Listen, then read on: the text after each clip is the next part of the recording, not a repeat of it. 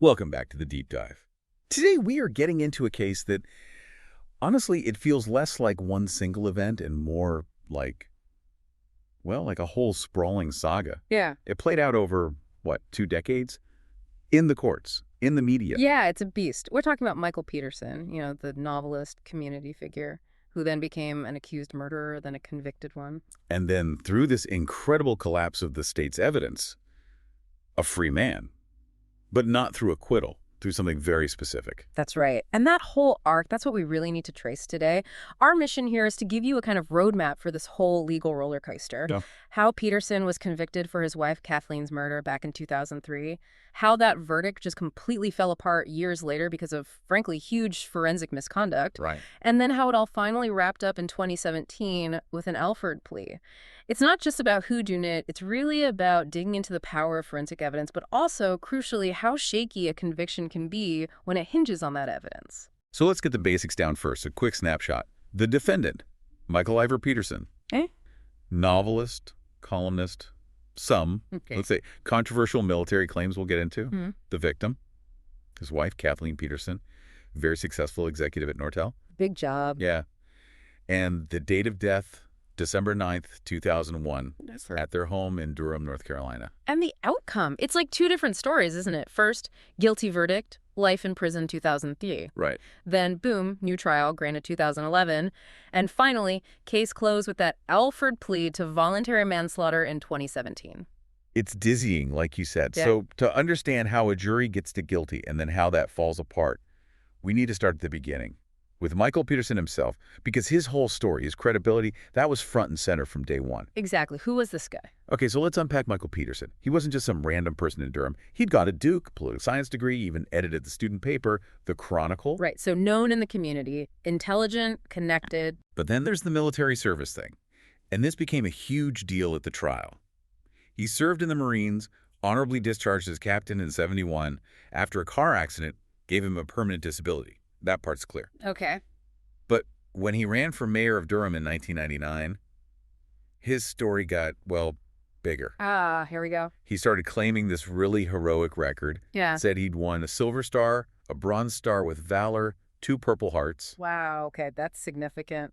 But the prosecution jumped all over this because the documentation just wasn't there. Mm. And they used it to paint him as someone who bends the truth. And it wasn't just the prosecution saying it. Peterson himself eventually had to walk some of it back, didn't he? He did. He admitted the injury for 1 Purple Heart wasn't from combat shrapnel in Vietnam, like he'd implied. Yeah. It was from a car accident in Japan after the war. Okay, that's a big difference. And then records contradicted the claim of 2 Purple Hearts altogether. For the jury, you can see how damaging this was.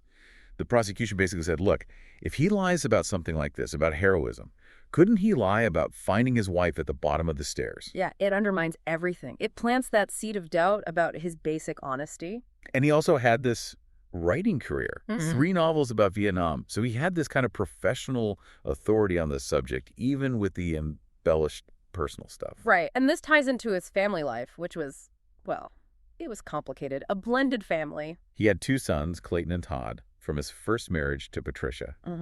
Then, and this is crucial, back in 1985, he and Patricia became guardians to Margaret and Martha Ratliff. Their mother, Elizabeth Ratliff, had died over in Germany. And we absolutely have to bookmark that name, Elizabeth Ratliff, because her death casts this huge shadow later on. Definitely. So fast forward, he marries Kathleen Atwater, the Nortel exec, in 1997. She had a daughter, Caitlin. So altogether, it's this big family, 5 kids. Which makes the night of December 9, 2001 even more tragic. So what happened? The 911 call comes in around 2:40 a.m. It's Peterson. He says he just came inside, found Kathleen unconscious at the bottom of the staircase, like 15, 20 stairs. And he immediately offers a possible reason. Yeah, he suggests maybe she fell, said she'd had some alcohol, maybe taken some Valium. So the fall theory is there from the very first call. What about the toxicology? Did it back that up? Well, kinda, but not really strongly. Her blood alcohol was 0.07%. Just under the driving limit in most places. Right. And she had Valium, maybe 5 to 15 milligrams. It's considered subtoxic. It might make you a bit unsteady, sure, but enough to cause a fatal fall downstairs. The experts were skeptical. But the real problem for Peterson, the thing that blew the accident theory out of the water for the prosecution, was the autopsy. Dr. Deborah Radish, the medical examiner. Her findings were explosive. She concluded it wasn't an accident, it was a homicidal assault. Okay, based on what specifically? Two main things. First, this really specific injury, a fracture of the superior cornu of the left thyroid cartilage. It's like a little horn on your voice box. Whoa, hang on. That specific bone, that's deep inside, isn't it? Protected. Exactly. Forensic experts usually associate that kind of fracture with really severe direct trauma to the neck or often manual strangulation. You just don't typically see that from a simple fall downstairs. So the prosecution could argue, see, there was a struggle. Right. And what was the second finding? This was the visually shocking part. 7 deep lacerations. Cuts. On the top and back of Kathleen's head. 7, not one impact from a fall. 7 separate wounds. Right, suggesting repeated blows. Something blunt. Radish estimated she died from blood loss maybe 90 minutes to 2 hours after getting those injuries. Okay, that sounds damning. But the defense didn't just roll over. They brought in their own big gun, right? Dr. Henry Lee. They did, the famous Dr. Lee. And he attacked the prosecution's core argument about the scene itself. He looked at the blood spatter. What was his take? He argued, pretty forcefully, that the patterns weren't consistent with a savage beating, the high-velocity spray you might expect. He said it wasn't there. So what did he think caused the spatter then? He testified it looked more consistent with an accidental fall where maybe she coughed up blood or expelled it somehow as she lay there injured. Lower velocity stuff. Okay, so a direct clash of forensic interpretations right there. Absolutely. And the defense hammered another point. If she was hit repeatedly with enough force to cause 7 deep cuts, why wasn't there more underlying damage? Right. Where were the skull fractures, the major brain bruising, the swelling you'd expect from that kind of assault? Exactly. So the defense argued the injuries just didn't fit the prosecution's theory of a brutal beating. It was this huge tension. Homicidal assault versus tragic accident with very weird injuries. That was the battleground for the 2003 trial. So the trial kicks off July 2003, Judge Orlando Hudson presiding. The prosecution, led by James Hardin Jr., they knew they had this fight over the blood evidence. So they needed something else, right? They needed a motive, a why. And they got a boost early on because the family dynamic shifted dramatically. How so? Kathleen's daughter, Caitlin, and her sister, Candace Zamperini. Initially, they supported Michael, stood by him. But then they learned about his bisexuality. And they read the autopsy report, those 7 lacerations. That changed everything for them. They withdrew their support and sided with the prosecution against him. Wow, that's huge. Losing the support of the victim's own daughter and sister, that sends a powerful message to the jury. Definitely.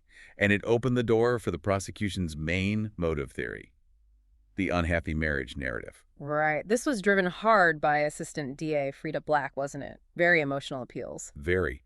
She argued that Kathleen must have just found out about Michael being bisexual, about him having affairs with men he met online, and that she would have been, quote, infuriated and humiliated. So the theory was, she confronts him, it turns violent, he kills her. That was a core argument. They also threw in a secondary motive, a $1.5 million life insurance policy. Okay, standard stuff for motive. But how did the defense counter this? I mean, didn't they have witnesses saying the marriage was fine, that Kathleen knew about his sexuality? I did. The other kids, friends, they testified that Kathleen knew, she accepted it, the marriage was generally happy. So how did the jury land on the side of the prosecution's motive? Post-trial interviews shed some light. Yeah, some jurors later indicated it wasn't necessarily about whether the marriage was always unhappy. It was more about Michael's proven history of deception. Remember, the military medals. Right, his credibility problem. They felt maybe Kathleen had just found out about something new or something more serious. The shock of discovery could have triggered the argument. The prosecution basically leveraged his untrustworthiness to make their motive seem plausible, even if the defense witnesses disagreed. Makes sense. Plausibility over proof sometimes. Now, what about the weapon? That was always a sticking point. Huge sticking point. The prosecution had a theory. It was a specific fireplace tool, a blowpoke. It was a gift from Kathleen's sister, Candace. And crucial. It was missing. When police first searched the house, no blowpoke. So the prosecution argues that's the weapon, and he got rid of it. Exactly. It became this sort of phantom object in the trial.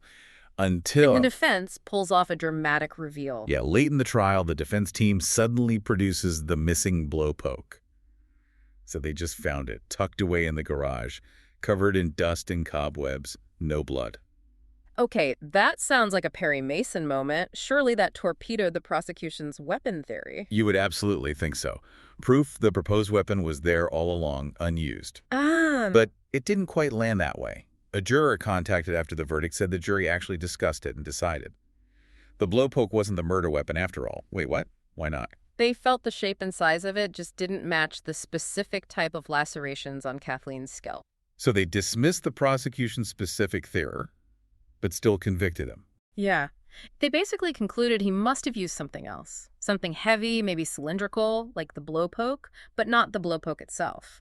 And that he did dispose of whatever that actual weapon was. Wow. So the prosecution lost on the specific weapon, but won on the idea of a weapon being used and discarded. Exactly. The absence of the real weapon still worked against him even after the blowpoke turned up. Okay, this is already complicated. Well, But then the prosecution brings in something from Peterson's past that makes it even darker. We have to talk about Elizabeth Ratliff. yes. The death in Germany, back in 1985. This became absolutely central to the prosecution's case, arguing a pattern of behavior. Remind us who Elizabeth Ratliff was again. She was a close friend of Michael and his first wife, Patricia. She was the mother of Martha and Margaret, the two girls the Petersons later adopted after her death. And the circumstances of her death. Eerily similar on the surface. She was found dead at the foot of her staircase. Significant head injuries. And Michael Peterson was the last known person to see her alive. He'd stayed late to help put her daughters to bed. So what did the original investigation in Germany conclude back then? Well, the investigation was a bit messy, jurisdictional issues between German and U.S. military police. But the official autopsy at the time concluded she died from a brain hemorrhage, an intracerebral hemorrhage. Okay, like a stroke. Sort of. They attributed it to a pre-existing condition she had, von Willebrand's disease, which affects blood clotting. The theory was she had this massive spontaneous bleed in her brain, collapsed, then fell down the stairs. So the fall wasn't the cause of death, the hemorrhage was. A natural death, Well- essentially, complicated by a fall. That was the official finding in 1985. But the Durham prosecutors in 2003 weren't buying it. Not at all. They did something pretty extraordinary. They went to court in Durham and got an order to exhume Elizabeth Ratliff's body. She was buried in Texas. Exhumed after almost 20 years. Wow. Exhumed, brought back to North Carolina, and re-autopsied. And guess who did the second autopsy? Let me guess. Dr. Deborah Radish, the same ME who did Kathleen's autopsy. Bingo. And what did Dr. Radish conclude the second time around? She completely overturned the original findings. Based on her examination of the injuries on the embalmed body, she concluded it wasn't a hemorrhage followed by a fall. She reclassified the cause of death as homicide. Homicide, after nearly 2 decades, based on a second look at an embalmed body. That's controversial, to say the least. Highly controversial and legally potent, because it allowed the prosecution to introduce this as prior bad acts evidence under Rule 404B. Meaning they could argue. They argued that Ratliff's death, whether Peterson was directly involved or not, gave him the idea. It showed him how you could stage a homicide to look like an accidental fall downstairs. It established a potential pattern, a blueprint. They didn't actually charge him with Ratliff's murder, did they? No, never charged. But they didn't need to. Just getting that evidence in front of the jury was incredibly powerful. It shifted the narrative dramatically. How much impact do you think it had? Oh, immense. You go from one suspicious death at the bottom of stairs to 2 suspicious deaths at the bottom of stairs, both linked to the same man. It's devastating for the defense. And didn't the prosecution also bring up conflicting accounts about the scene back in '85? Yes, that was another layer. The original German police reports apparently noted very little blood, which seemed odd for a major head injury. But at the Peterson trial years later, Ratliff's former nanny testified there was actually a lot of blood. And another witness testified about someone doing extensive cleaning afterwards. So suggesting maybe the scene was more violent than initially reported, or perhaps even cleaned up, making it look more like the bloody scene in Durham. Exactly. It added to the suspicion, tied the two incidents together visually in the jury's mind.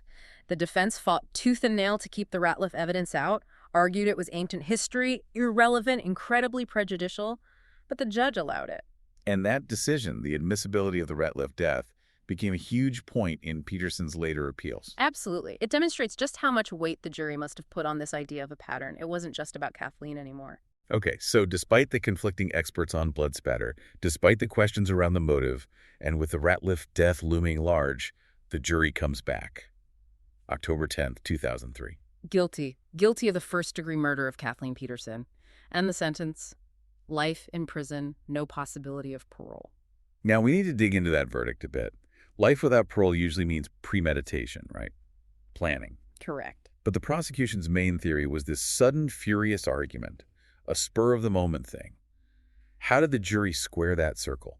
A spontaneous act gets a sentence for a planned one. Yeah, this is probably the most debated legal aspect of the verdict itself. The jury instructions allowed for a very specific definition of premeditation. How specific? Essentially, the judge told them premeditation didn't have to mean planning for days or weeks. It could mean forming the intent to kill just moments before the act or even during the act itself. So even if the fight started suddenly, the conscious decision to keep attacking her until she was dead, that could count as premeditation in that instant. That's how the jury interpreted it, yes. They found the act itself was premeditated, even if the initial confrontation wasn't planned way in advance.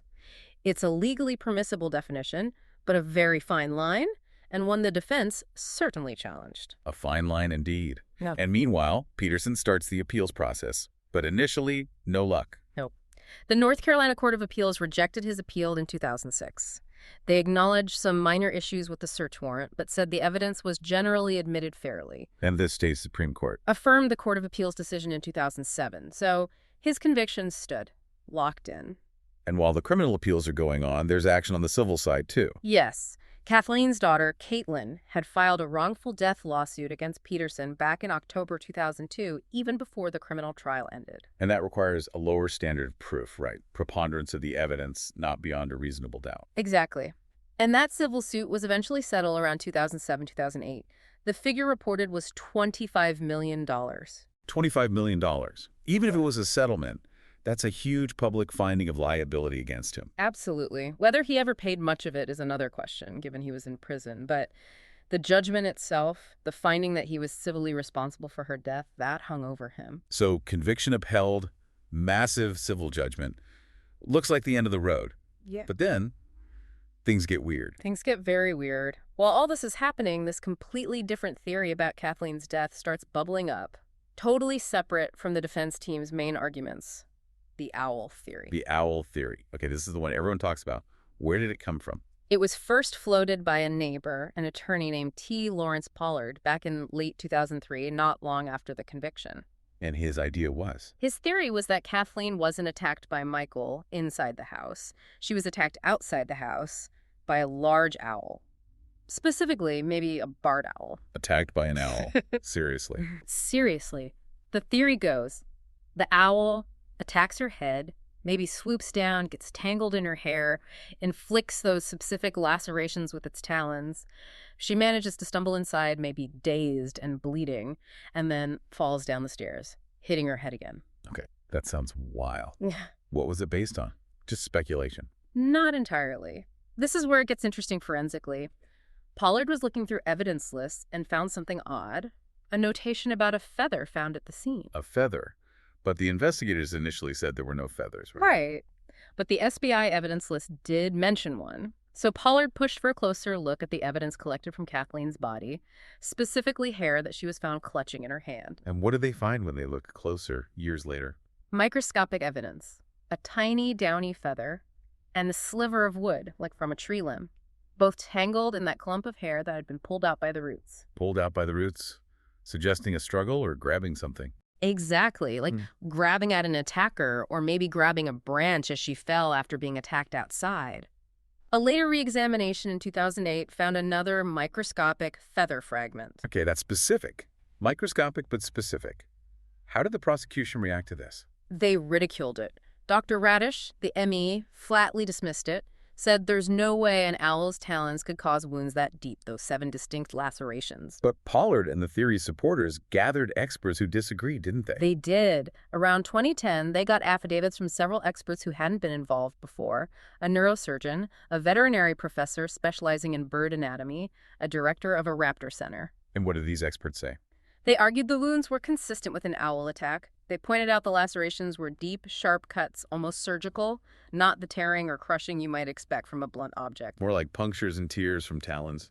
Exactly. They argued that talons are incredibly sharp and powerful, designed to pierce and rip, and could potentially inflict those kinds of wounds without causing underlying skull fractures because they don't have the massive blunt force impact of, say, a pipe or a heavy object. So a scientifically plausible, if extremely unlikely, alternative explanation for the injuries. Plausible enough for experts to put their names to it, it remains this fascinating, bizarre sidebar to the case. It was never formally presented as a defense in court, but it gained a lot of public traction. It hasn't gone away entirely, right? It's still discussed. Still discussed. There was even a book in 2023 by Pollard pushing the theory again, suggesting the attack might have continued briefly inside the house. It just adds another layer of what if to this whole thing. Okay, so we've got the conviction, the failed appeals, the civil suit, the owl theory. But the real earthquake that shifted everything came from inside the system itself, the SBI scandal. This is the moment the ground completely shifted under the prosecution's case. It started with broader criticisms of the North Carolina State Bureau of Investigation, the SBI. Attorney General Roy Cooper launched a major investigation into their practices.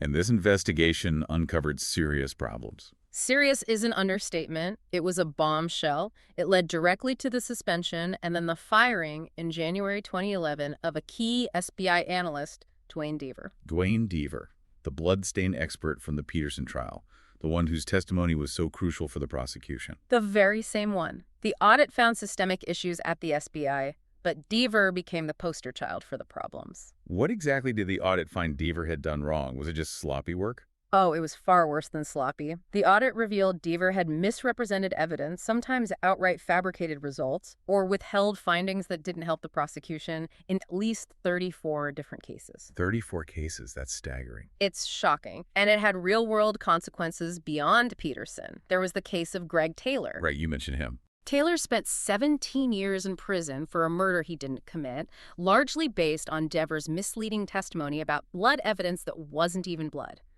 He was later fully exonerated. So this wasn't just about cutting corners. This was about potentially sending innocent people to prison based on lies. So with that backdrop, how did Deaver's specific testimony in the Peterson trial look under this new scrutiny? It looked like deliberate deception. Remember, in 2003, he testified he was the seasoned expert. He claimed he'd worked on 500 blood stain cases, testified as an expert 60 times. Giving the jury the impression of vast experience. Exactly. But the retrial hearing, using the SBI's own internal records, painted a totally different picture. What did the actual numbers show? SBI Assistant Director Eric Hooks testified Deaver hadn't worked 500 cases. He'd written only 47 blood stain reports in his entire career. 47 versus 500. That's not even close. Not even remotely. And the 60 times he claimed he testified as an expert. Another SBI official testified Deaver had only testified in maybe 4 cases prior, and the Peterson trial was only his 3rd time testifying as a bloodstain expert. Even his claimed mentor, David Spittle, testified he couldn't recall mentoring him in bloodstain analysis. So his entire persona on the stand, his claimed expertise, it was essentially fabricated. Deliberately false and materially misleading. That was the finding. And this led directly to Judge Hudson revisiting the conviction. It did. On December 16, 2011, Judge Hudson ruled that Deaver's false testimony about his experience and the blood evidence itself had so tainted the original trial that Peterson's conviction couldn't stand. He ordered a new trial. A new trial. After Peterson had already served, 8 years? 8 years in prison. Hudson's ruling was a scathing indictment of Deaver's conduct and the prosecution's reliance on him. Peterson was released on $300,000 bail, put under house arrest with an ankle monitor. The legal implications must have been huge for the prosecution if their star forensic witness was discredited. It gutted their case. A former NC Attorney General even suggested that potentially all evidence collected after Deaver arrived on the scene back in 2001 might now be inadmissible in a new trial because his presence tainted the investigation from that point forward. So no reliable blood evidence, maybe no evidence collected after the first few hours. What were they left with? They were left with a very weak circumstantial case. The contested motive, the controversial Ratliff evidence, the autopsy findings that the defense had experts ready to challenge again. But without Deaver's expert interpretation of the blood, linking it all together. It was an incredibly difficult position for the district attorney's office. Facing years more of expensive, high-profile litigation with a severely damaged case. Exactly. Which sets the stage for how this whole saga finally ended. Not with another trial, but with a plea deal. February 24, 2017. Peterson enters an Alford plea. Now, we need to make sure people understand what this means. It's not a guilty plea, right? Correct. It's a very specific type of plea named after a Supreme Court case, North Carolina v. Alford. Critically, the defendant does not admit guilt. In fact, they are allowed to maintain their innocence. So Peterson continued to say, "I did not kill Kathleen." Yes. While doing that, he acknowledges that the prosecution does have enough evidence that if presented to a jury, there's a significant likelihood they could find him guilty beyond a reasonable doubt. It's like saying, "I didn't do it, but I recognize you could probably convince a jury I did, and I don't want to risk another trial and potentially life in prison again." That's a pretty good way to put it. It's a strategic calculation. Given the risks, the time already served, the uncertainties of another trial, even with the weakened evidence, this offered a way out. He pleaded Alford to the reduced charge of voluntary manslaughter. And the sentence for that? The maximum was 86 months. But here's the key. Peterson had already served 98.5 months in prison before his conviction was overturned. So, more time than the maximum sentence for the charge he was pleading to. Exactly. He was given credit for time served, which exceeded the sentence. So he walked out of the courtroom a free man that day. The criminal case, after 16 long years, was finally over. And this entire roller coaster played out very publicly, didn't it? Largely because of that documentary. Oh, absolutely. The French documentary series The Staircase, or Soupçon, as it was known in France, was huge. Jean-Xavier Lestrade, the director, got incredible access. He started filming almost immediately after Peterson's arrest in 2001. Right, they followed the defense team preparing for the first trial. Unprecedented access. They filmed over 600 hours of footage just embedded with the defense lawyers, with Peterson, with the family. It gave this incredibly intimate, though obviously defense-focused view of the whole process. And they didn't stop there, did they? They came back. They did. When the Dever scandal broke and Peterson got the chance for a new trial, Lestrade came back and filmed a sequel, The Staircase Destined. The Last Chance, released in 2012, covering that whole retrial motion. And then they filmed the final resolution with the Alford plea, too. The whole series spans the entire 16 years. It's probably how most people know this case. It also gave some insight into the original jury, right? Yes, interviews with jurors after the 2003 conviction revealed what really swayed them. And overwhelmingly, it was the visual horror of the scene. The sheer amount of blood. The amount of blood and those 7 lacerations. That physical evidence just seemed overwhelming, regardless of the technical arguments about spatter patterns or lack of skull fractures. Even though Henry Lee had made those arguments quite dramatically, I remember hearing he even drank ketchup in court. He did. Apparently, he tried to demonstrate how blood could be expelled or coughed, creating certain patterns by spitting ketchup. Classic Henry Lee courtroom theatrics. But it wasn't enough to overcome the visual impact for that first jury. Apparently not.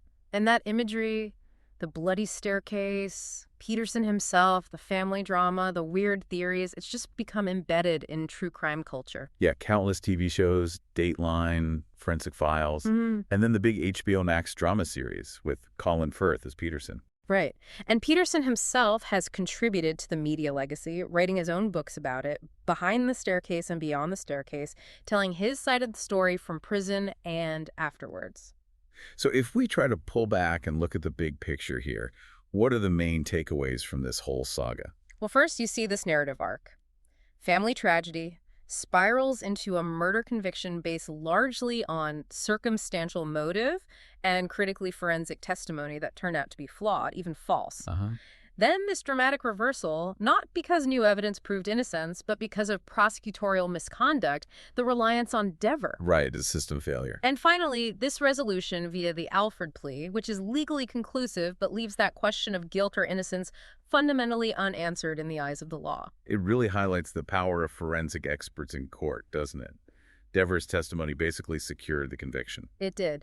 But it also shows the immense fragility of that system. When the expert is revealed to be misleading or outright dishonest, the whole foundation crumbles. It makes you question everything. And it's a masterclass in perspective, isn't it?